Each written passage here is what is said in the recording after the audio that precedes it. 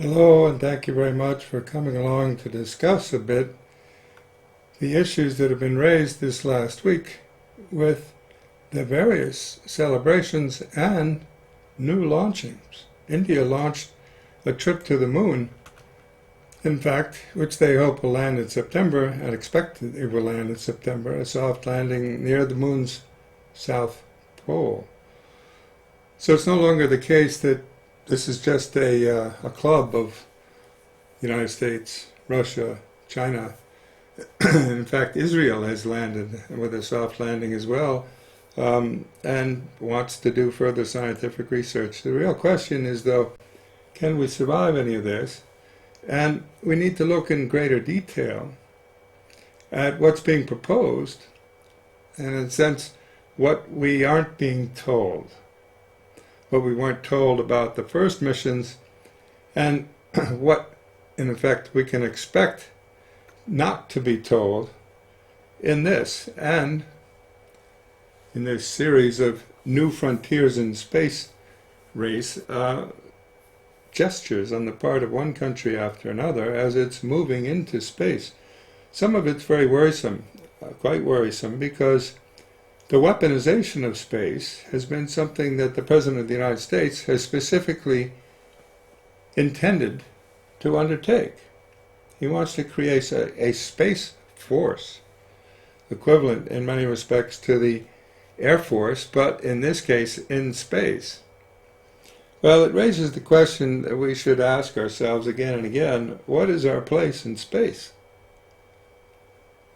We're ready to go to war in space, according to one head of state, and to make a space force in order to make that possible. But what have we learned about our space travel? What should our role be? What is our place in space? Well, one of the things that inspired us as a human species since the early space race and the achievements of the space human landings in 1969, 50 years ago, is that we realize how precarious life is where we've originated.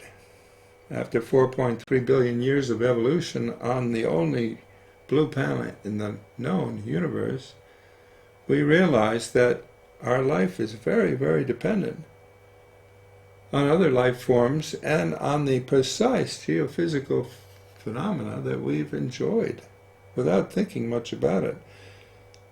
In fact, we've thought nothing of it and started to use it as a pollution dump for everything that we feel is possible for us to emit. So we're burning the stored forms of carbon on its surface and changing its atmosphere to such an extent that it seems we may be threatening the life of civilizations in the very near future with the rise of sea level, the changing of temperatures, the arrival of mass starvation, and the collapse of social order in one country after another. The idea that we should be going off to some other place in the universe, even close neighbors like the moon, setting up contraptions whose main feature is that they mimic the life environments that we find natural and have evolved, in a sense, for billions of years before we emerged, that we think we can set those mimicking environments up elsewhere and survive for more than nanoseconds in cosmic history is really quite idiocy. It's idiocy on a scale we can't even think of, in effect. It's arrogance, writ large. Is this where we belong? Well, it's not where we're going to survive. There's nothing there that enables human survival, especially when you think of simple things like a food supply. Humans don't photosynthesize. They don't create their own food supply. They depend upon photosynthesizers, green plants, that only exists, so far as we can tell, in the known universe, back here on that ball that we see from a distance from the moon. That precarious dependence upon the life support system provided for the human species on this celestial body would, on the surface of it, make it absurd to go anywhere else, right? But this is the intention of people like the head of NASA at this point, who plans to go on not only to the moon, but to Mars. It's really quite extraordinary. Take a look. You can actually hear interviews with him, now made available on National Public Radio. It's staggering. And I'm going to take you now inside NASA headquarters, downtown Washington. Behind the facade of your typical looking gray stone and glass DC office building is NASA's Space Operations Center. All right, Robo, you're releasing. That's an intercom. We are listening in as Mission Control in Houston chats with the International Space Station. Picture a big U-shaped conference table, clocks displaying the time around the world. Kevin Metrocavage, Space Station Operations Manager, is showing us around, and over his shoulder I spot a screen showing video streaming in from outer space. They're doing now. Did you say there's one we can see Earth from? So yeah, this one here, you can see live. That's Earth? Yep. Wow. So that's the live shot from the space station right correct. now of Earth. That's correct. We have come here to the Op Center to meet Metrocavage's boss. Good Hi. morning. Yeah. Mary Louise Kelly. Nice to meet you. Yeah, good to meet you. That's the head of NASA, Jim Bridenstine. Bridenstine's been having a busy few days, all kinds of anniversary events celebrating 50 years since the first moon landing. We want to talk to him about NASA's next big goal, which he sums up in 6 words. We're trying to go to Mars. Trying to go to Mars, and here's why. In the last year or so, scientists have discovered liquid water under the surface of Mars. They've also found complex organic compounds, the building blocks of life, and they've found that methane levels in Mars's atmosphere vary with the seasons. Each of these things adds up to say that the probability of finding life on a world that's not our own is going up. And Mars, I think, is that best opportunity in our own solar system to find life on another world. Okay. The best probability to find life on another world. How about preserving life where we know it evolved over billions of years? We're talking about probabilities on a planet that we have no idea how to reach yet, of it there being building blocks for life. Well, how strange can you get? This is pretty extraordinary. Just find life, but send it. NASA is planning a manned mission to Mars. First, though, says Bridenstine, they need to get back to the moon. It just so happens that the moon is a proving ground. So we can go to the moon and we can learn how to live and work on another world. How do we retire the risk, prove the technology, and then take all of that to Mars? Why do humans have to go to Mars? You could send robots, artificial intelligence has come along and could study the possibility of life on Mars. So Yeah, that's the obvious question. I mean, even an unschooled journalist, right? I mean, she went to school, but she's not a scientist. She's not asking scientific questions. The question is simply, why should humans go to Mars? Makes no sense. We can find out all we need to about Mars, the life and probability of its finding building blocks there by mechanical means. No need to send humans. Really extraordinary. Listen to his response. It's equally spacey. there's a number of reasons, but number one is that you can do a whole lot more science a lot faster with humans than you can ever do with a robot. For example, the Mars Curiosity rover, which has been an amazing scientific tool, has traveled maybe, 20 kilometers in its life on Mars. With a human, there for 30 to 90 days, we can do a whole lot more discovery, a whole lot faster, a whole lot more accurately. We can bring samples back. But the other thing is, we have this innate sense in us that we want to go further and explore and discover and do it with humans. I mean, that's who we are as a country. In fact, that's what humanity desires. Oh, okay. And this guy, who wasn't even alive, right, during the first moon mission is telling us he's now speaking for humanity. This is what humanity desires. Doesn't humanity want to persist on the only planet where it's ever emerged? Do you think it's willing to sacrifice its existence on Earth in order to go figure out for 60 or 90 days whether we can live in a spacesuit long enough? I don't think this guy has his marbles all together. That's how we came to the New World. It's how we went west once we came to the New World. Okay, you get the image right there. We came to the New World. By that, I think he means Columbus came to the New World, and we went west in this frontier kind of expedition, I suppose he's referring to. And of course, now we're expanding that to the moon and on to Mars. Okay, that's the trajectory. We came to the New World, we went west, and now we're expanding that to the moon and to Mars. This is straightforward frontierism, right? It's not even apologetic. It's not even embarrassed about it. It's not even aware, though, that linear thinking off of sphere doesn't work, can't work. It's completely nonsensical. And he's in charge of our space program. It gets worse. All right, what's your time frame? To go to the moon? I meant to get to Mars. So 2024. To get to the moon. To go to the moon. And Mars? And Mars by the mid-2030s. Mid-2030s. Why does it take 4 years to get to the moon when the U.S. was there 50 years ago? That's a wonderful question. The reason is we haven't had a program to go to the moon. We don't have a lander that can take a human to the moon. It doesn't exist. So we're starting from scratch, and we're starting, as a matter of fact, this month.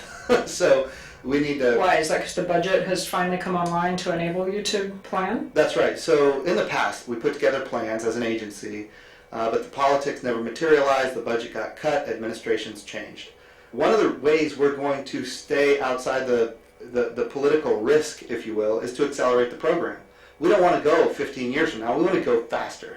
Now, in order to achieve that, I told the president and the vice president we're going to need some additional funds. We need an additional $1.6 billion for the year 2020. And they were very gracious and said, okay, we'll make that happen. Yeah, they'll make that happen.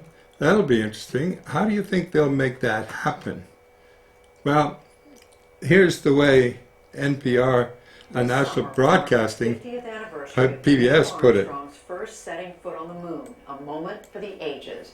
But ever since the space shuttles were retired, there's been a renewed debate over what NASA's mission should be. As it turns out, what's old is new again. There is a big push to return to the moon. Miles O'Brien looks at those questions, and the man who is tasked with overseeing it for our weekly segment about the leading edge of science, technology, and health.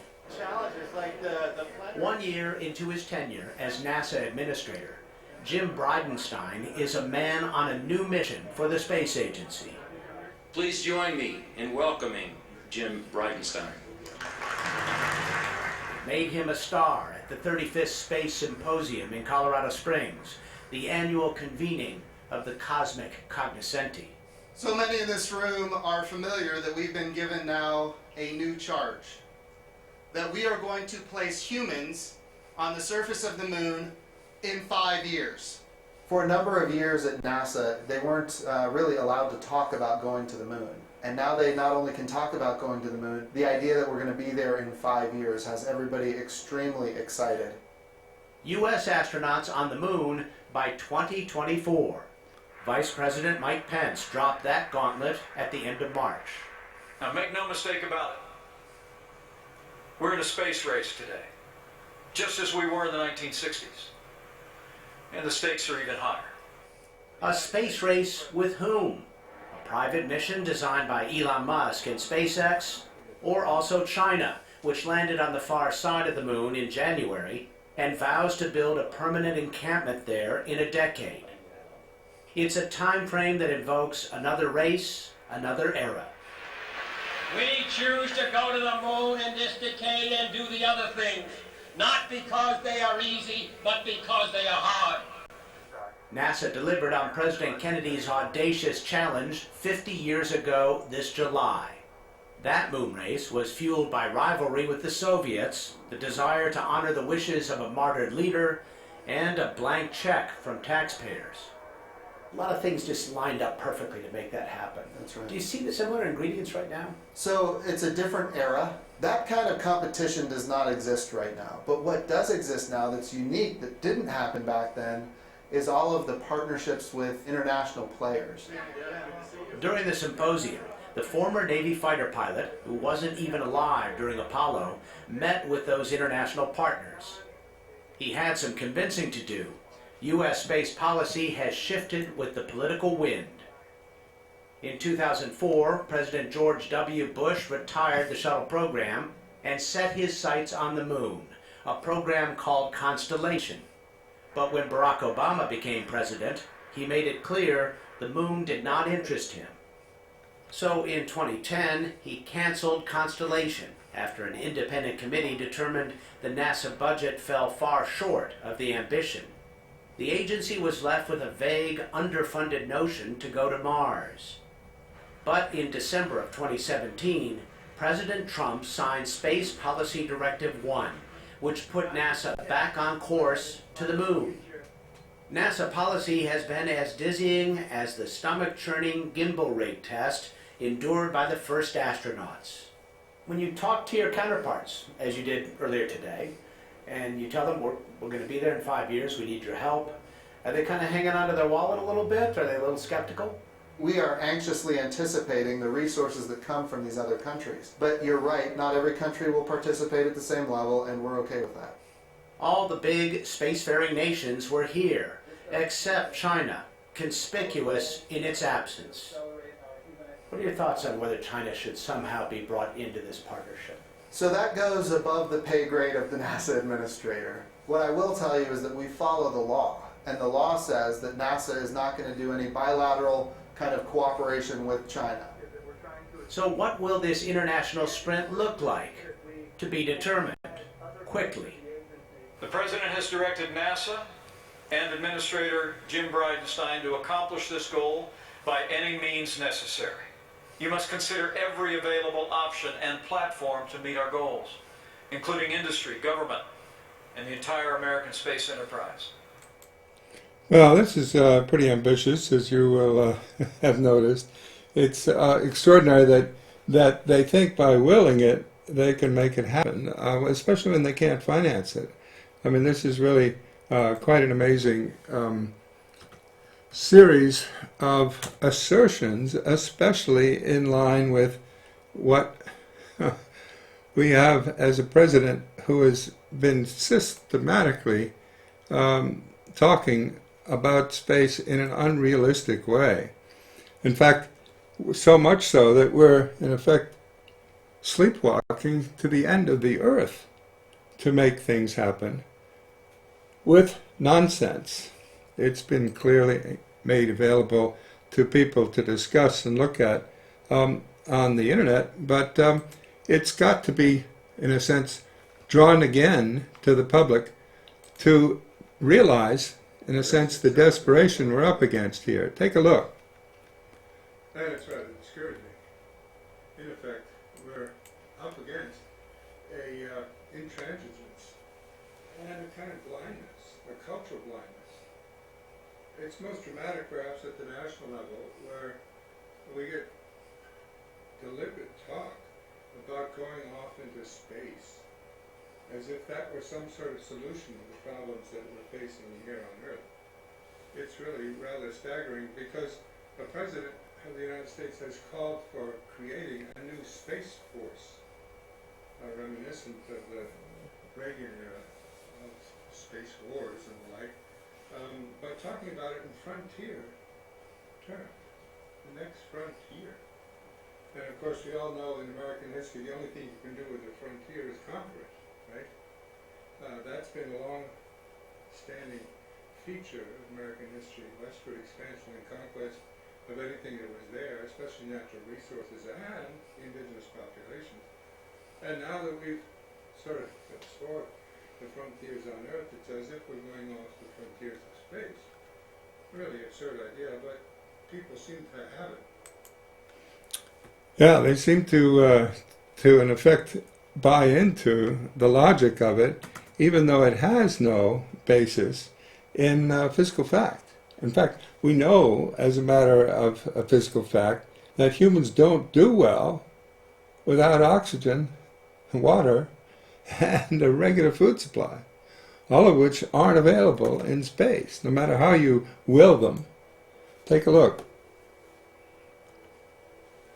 The 1,300 active satellites above the Earth provide a wide array of services, some of which are vital for emergency response and for the military. An attack on a country's satellites could be catastrophic, and many worry that space may become a new theatre of war. Large powers have developed various capabilities for destroying satellites. Now, companies are building advanced service spacecraft that could become weapons. The purpose of these service craft is to repair and move existing satellites. But all it takes is a change of intent for these spacecraft to become warcraft. A Chinese space weapon test, which destroyed one of its own defunct satellites in 2007, created a great deal of debris that put other satellites in danger. If debris from one act of destruction goes on to destroy further satellites, a chain reaction could ensue, rendering some orbits unusable. This is known as the Kessler syndrome. Because America's armed forces gain more capability from satellites than any other country, America has the most to lose from war in space. It is planning to increase its capabilities in the area. President Trump wants a new space force. The world will hope for peace in the cosmos, but history suggests that such ideals are not easily maintained.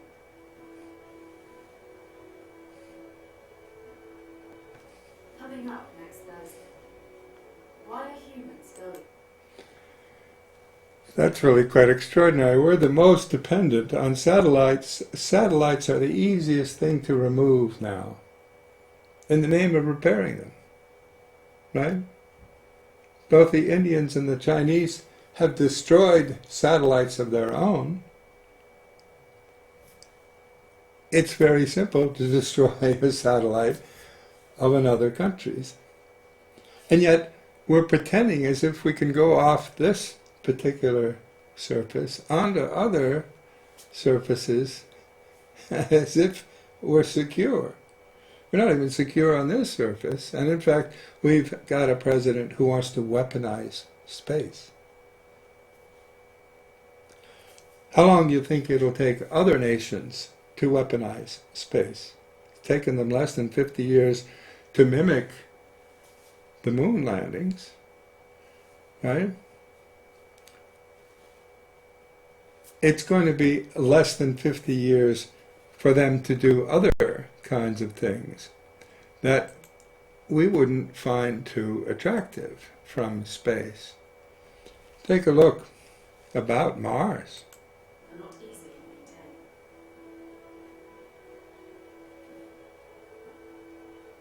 Coming up next Thursday, why are humans going to Mars? Coming up next Thursday, why are humans going to Mars? Well, a great deal of that can be answered in terms of which group of humans are you talking about. In many respects, it's very clear to those who are looking at it that it's not a generalized movement. It's a movement of particular humans who are looking into You are Mars. watching Trends. Every Thursday, we take a peek at the future to see what's ahead of us. Why are billionaires investing in space? Welcome to alux.com, the place where future billionaires come to get inspired. If you're not subscribed yet, you're missing out. Hello Alaxers, and welcome to another exciting video. We're sure most of you have come across the idea of space travel, either through science fiction books or movies, and some of you have probably watched videos about SpaceX and a few other ambitious projects fueled by billionaires like Elon Musk. Okay, so you've probably heard about space either through science fiction or through documentaries about billionaires. Is this what you're going to depend on for life and death decisions about whether whole communities on Earth are going to be able to persist? But in today's video, we're going to explore the reasons behind this billionaire's space race and understand how it can change both our present and our future. With all that said, let's just dive in, shall we? What if? What if you could travel through space without being an astronaut? What if you could book your trip around the moon just like you could do today to explore new destinations around Earth? What if point-to-point travel on Earth becomes faster due to suborbital travel becoming a reality? What if you could own a piece of land on Mars? What if human beings were able to build our own colonies on other planets, or just up in space like we've built the International Space Station? What if we as humans were able to become the first interplanetary beings in the universe that we know of? What if we learned to live sustainably on the only life-supporting planet in the known universe? How about that as a goal? Right? Why don't we stick around here? Why don't we learn how to live with one another? We had a new Prime Minister of Britain today, right? And it's not clear he's going to last more than a few months because he can't get on with the Europeans. Right? What if we learn to live cooperatively with one another rather than getting into brinksmanship of threatening war at every turn? In fact, nuclear war. We've got people in open public space talking about the use of nuclear weapons in an area of the world that has the last remaining deposits of any major size of fossil fuels. You can't think of a stupider strategy than to release nuclear radiation around the area where you have the precious remaining fossil fuels you're going to need to use to make the transition to solar sustainable civilization. And yet we have heads of state talking about this as if it were a viable option. All options are on the table. Can't get much more irrational than what we've already got. And it's really staggering that we haven't had an accident already. Well, we're sure most of these possibilities sound extremely vague and risky to some of you, but to a few of the greatest minds in the world, they're already working to make these ideas happen. So let's try to know who these minds are and what they're planning to do. Where are we now? At present, billionaire Jeff Bezos' aerospace company Blue Origin has gained national security certifications from the U.S. government and has been chosen by the U.S. Air Force to develop rockets that can be used for military launches. Blue Origin will be making $109 million from the deal with the U.S. Air Force alone, while it aims to help develop rockets for space tourism, costing an estimated $300,000 a pop. On the other end of the spectrum, his closest rival, Elon Musk's SpaceX, has successfully completed 21 rocket launches in 2018 and also secured a U.S. Air Force contract worth $130 million to send a satellite up into space by 2020. By 2018, venture capitalists had poured a cumulative amount of $3.25 billion into space technology firms. And right now, globally, there are 534 venture capital firms that have invested in space technology since 2009, out of which 114 have invested for the first time in 2018. It definitely looks like space has really gotten onto everyone's mind. And we're sure after hearing those numbers, you must have gotten an idea of what money these billionaires are planning to make by entering into outer space. The biggest players. Until the early 21st century, space missions were limited to a few powerful governments of the influential countries, like the USA, China, and Russia being the ones who have successfully launched a human-carrying spaceflight. But in September 2000, Jeff Bezos founded the first private aerospace company called Blue Origin, with the aim of making space more accessible and affordable than it was before, and this marked the beginning of privatization in the field of space travel. In 2002, Elon Musk joined the race by founding his own space exploration company called SpaceX, with a mission of reducing the space transportation costs in order to colonize Mars and fulfill his dream of making human beings an interplanetary species. Okay, to fulfill his dream. Right? Is that a humanity dream? Is it something that people think about? Going somewhere else in space? Becoming interplanetary? For the nanoseconds they could survive outside the Earth's atmosphere? This is really quite extraordinary. Hundreds of millions of dollars have already gone from taxpayers to subsidize these people's private dreams. What? They can extract minerals from the moon? Make money on the transactions? Turn around and get the taxpayer to spend more money on the premise of fast travel to Beijing? Suborbital flight? This kind of stuff is really quite irresponsible.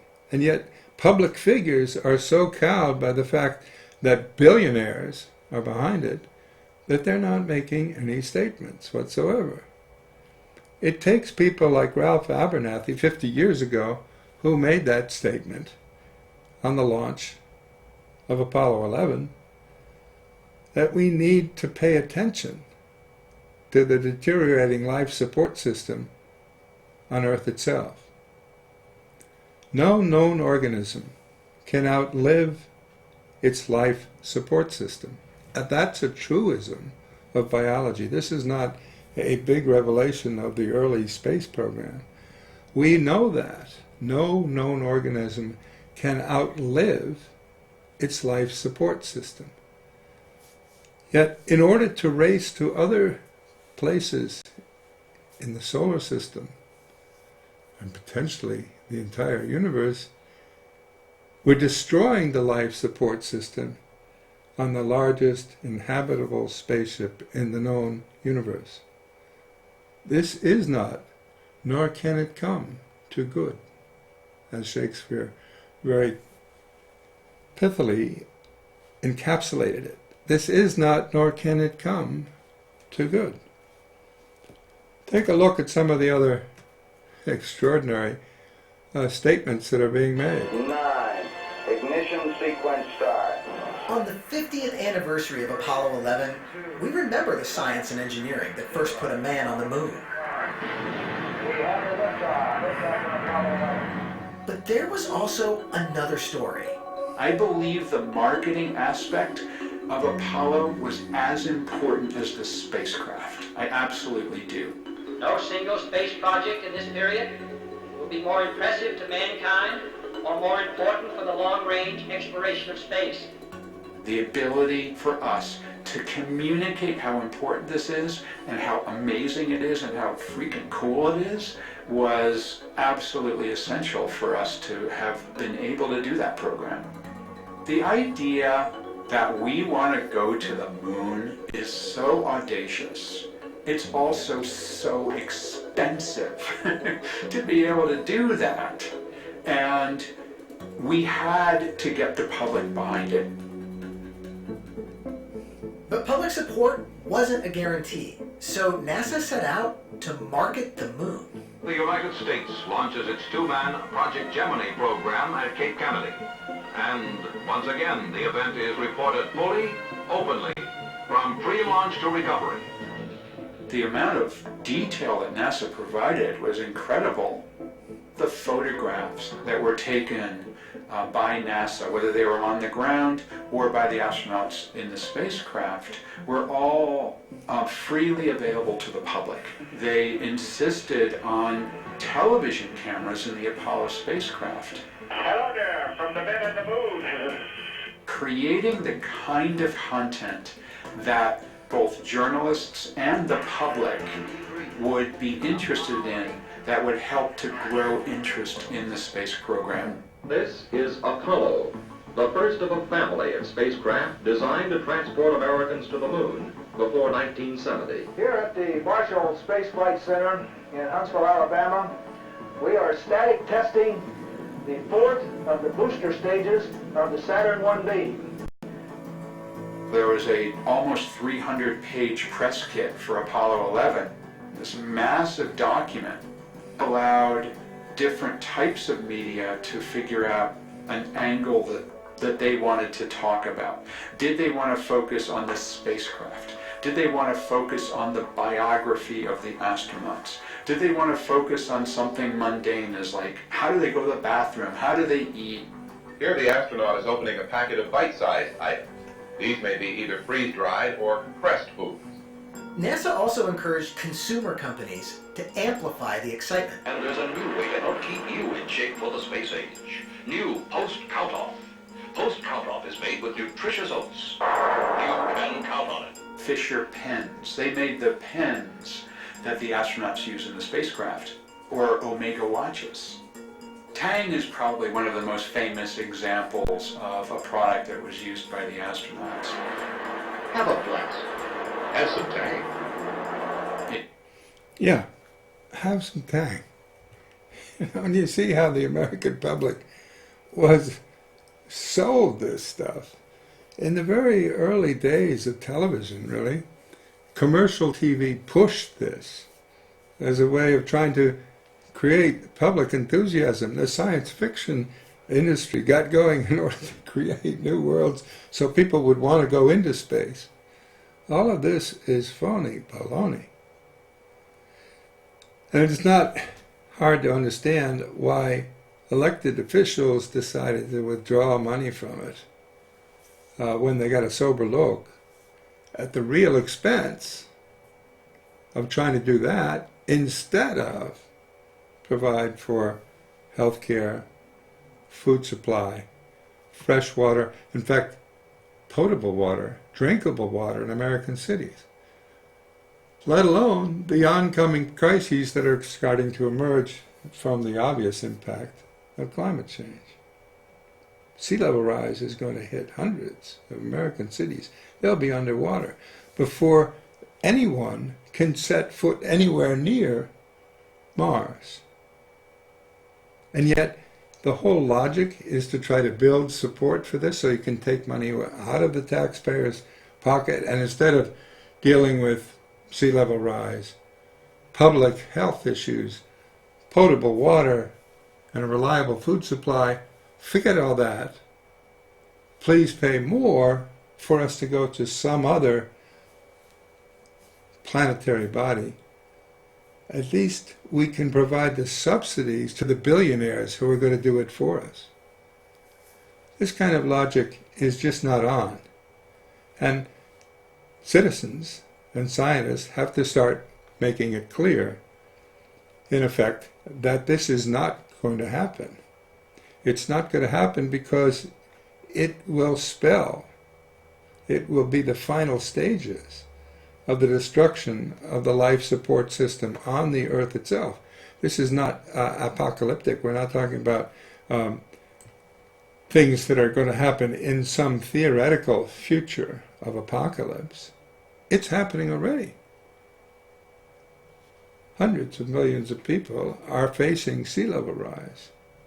Tens of millions of people are running short of food supplies by famines that are engendered by conflicts that we know how to solve. And we could come to an agreement on. Borders everywhere are being reinforced and, in effect, rigidified in order to permit the encirclement of privilege and prevent the intrusion of marauding masses who are trying, in effect, to escape the impacts of climate change upon their agriculture, upon their livelihoods, and upon their welfare in ecosystems that are very much more fragile than those in North America or in Europe. Tens of millions of people are trying to make their way up across the Sahara, through North Africa, into labor markets in Europe. Europe has a huge issue with illegal migration. So does the United States, as you may have noticed. In fact, a president has emerged trying to capitalize on that as something that he can control with bigger walls, right? And cuts in foreign aid. Not clear it's a rational solution, because the ultimate generator of this are the deteriorating circumstances in parts of the third world, which are being affected by the excessive use of carbon in the industrial north. So, we have a great deal to focus on at this point that, in effect, takes us well beyond this question of, can we make it to the moon more quickly than someone else, or can we take it on to Mars? The idea of going to Mars, when we haven't learned to live on a planet which evolved for our subsistence, not because it had us in mind, but because if we learn how to behave within its structures, we can expect to live on the throughput energy and the finite resources. We're going to need a new kind of alliance between citizens and scientists, and that's everywhere apparent at this point.